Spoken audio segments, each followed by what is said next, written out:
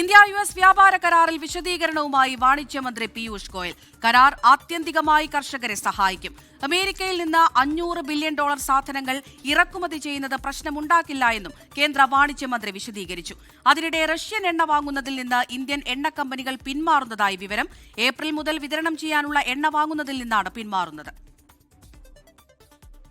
ഇന്ത്യ-US വ്യാപാര കരാർ രാജ്യത്തെ കർഷകർക്ക് പുത്തൻ സാധ്യതകൾക്ക് ഇടമൊരുക്കുമെന്ന വിശദീകരണമാണ് കേന്ദ്ര വാണിജ്യമന്ത്രി പീയൂഷ് ഗോയലിന്റേത്. ഇതിനോടകം $55 ബില്യൺ കാർഷിക മത്സ്യ ഉൽപ്പന്നങ്ങൾ ഇന്ത്യ കയറ്റുമതി ചെയ്യുന്നുണ്ട്.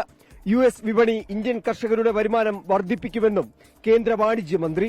If you will read the joint statement, it says India intends to purchase $500 billion of US energy products. If in the next 5 years we don't grow rapidly, how will we ever achieve $30 trillion economy? And we are convinced that for the next 20-25 years, India will be the fastest growing large economy on the earth. 2 പേജുള്ള രേഖയിൽ എല്ലാം ഉൾക്കൊള്ളിക്കാൻ കഴിയില്ലെന്നും സംയുക്ത പ്രസ്താവനയെക്കുറിച്ച് പീയൂഷ് ഗോയൽ പ്രതികരിച്ചു. UPA കാലത്തെ സ്വതന്ത്ര വ്യാപാര കരാറുകൾ ഇന്ത്യയെ ദോഷകരമായി ബാധിച്ചുവെന്നും വാണിജ്യമന്ത്രിയുടെ വിമർശനം. ഇന്ത്യ-US വ്യാപാര കരാറിന് പിന്നാലെ റഷ്യൻ എണ്ണ വാങ്ങുന്നതിൽ നിന്ന് ഇന്ത്യൻ എണ്ണ കമ്പനികൾ പിൻവാങ്ങുന്നു എന്നാണ് റിപ്പോർട്ടുകൾ.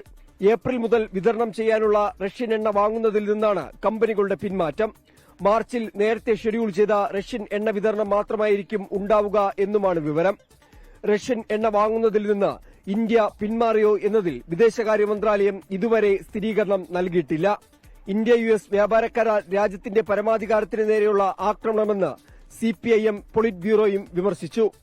24 ഡൽഹി.